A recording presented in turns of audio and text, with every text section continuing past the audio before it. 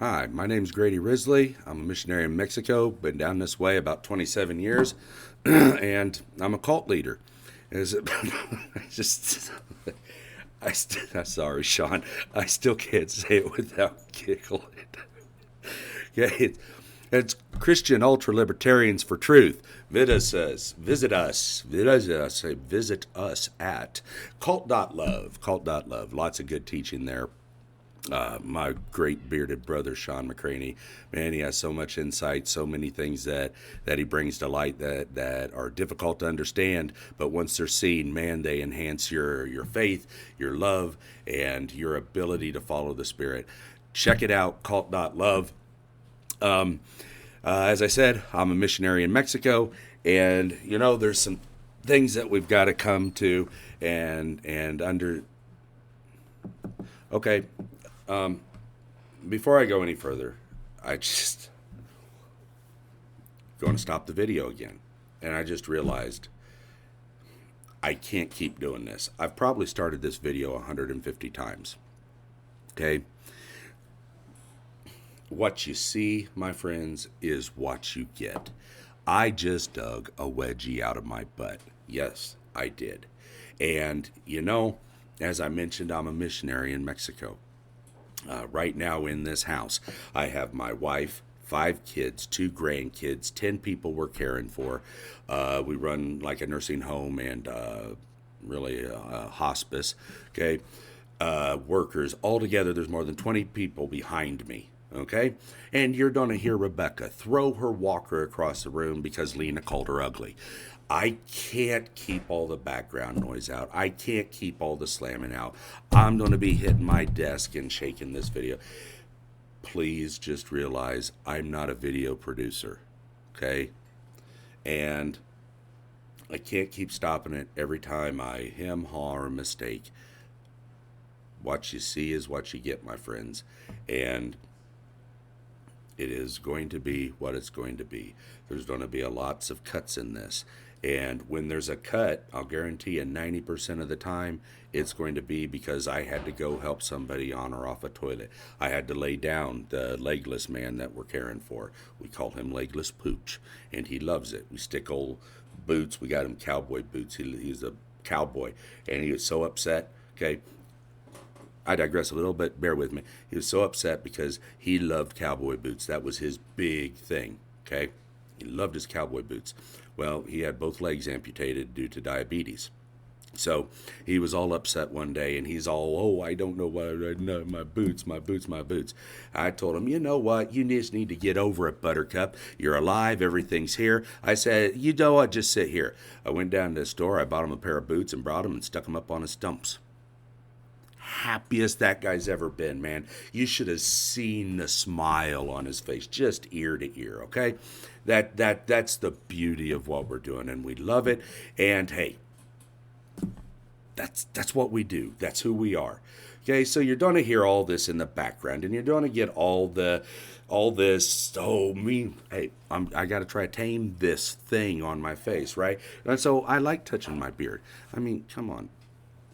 Look, if you had a beard like this, wouldn't you be petting it too? Okay, I'm just saying. All right, I know not everybody can grow a beard, but hey, I got one, so I like petting the thing. All right, I ain't got no hair up top. I only got so much hair to touch. All right, that's me. I'm me. All right. And we're missionaries, and we got people who are ticked off sometimes and who'll throw things and make noise. I just can't change all that. So, not a YouTube producer. What you see is what you get. And my great old blanket background, Mexican blanket there, that's my background. The purpose of this is to try to teach, to try to lead, or at the very least show what the Holy Spirit has led me to see. And there's going to be all kinds of things go on. So, having said all that, for all that time, let's get back to what I was starting out with. Okay?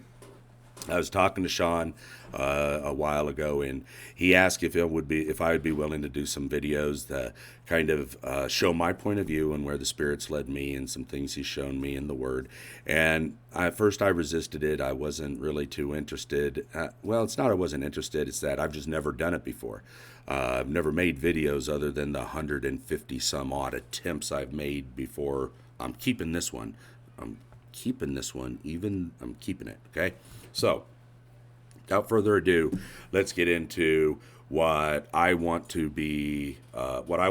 these videos to do. And on my YouTube channel is Heirs of An-Archos, the Yahweh.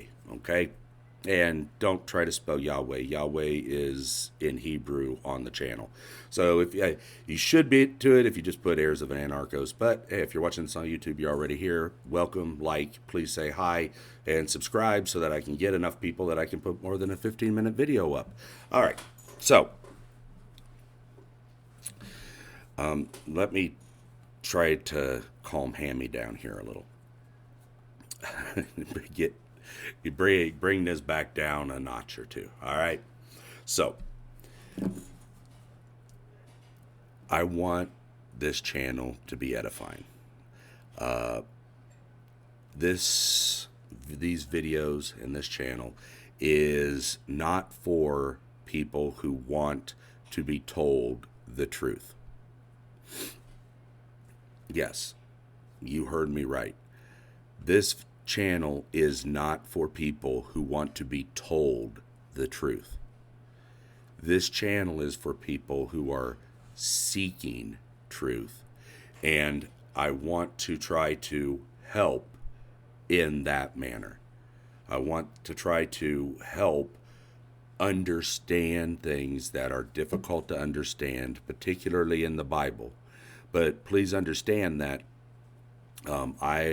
I personally hold a view of the Bible, and I would venture to say it is the view of cult as well, that in general as cult, that the Bible is an awesome and great gift that God has given us. Okay? However, when we're talking about drawing near to God and we're talking about seeking God and truth, I'm talking about following the Spirit, what He's given us to lead, teach, and guide us. Okay? This book right here, I love it. Okay? It is useful. Okay? It is great.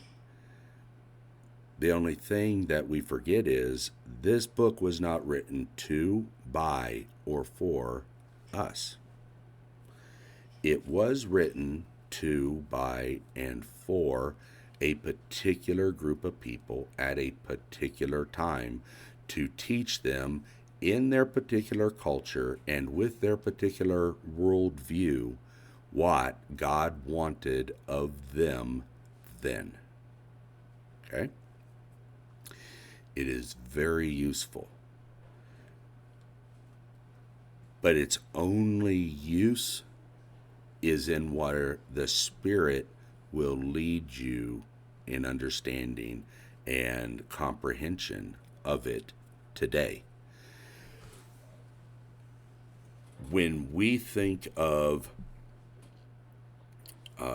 marriage, wedding, culture, we read terms in the Bible and then we associate them with us here today and now. And that can be very dangerous when interpreting and reading the Bible. And when I say dangerous, I mean if you aren't careful, you are going to develop a mindset and an understanding of things and terms and words used in the Bible that it just didn't mean that to them. It just didn't mean that to them. We are talking about a culture that is not only separated by over 2,000 years, but a culture that's separated in mindset and way of thinking and quite honestly, knowledge. I'm not saying intelligence. I'm not saying we're smarter than they were in those times, but we do have a knowledge that they did not have. And so in the Bible, you're going to read verses that, hey, it can only be talking about a flat earth. Well, guess what? It is. They thought the earth was flat. What's God going to do? Do you think God's giving them a geography lesson?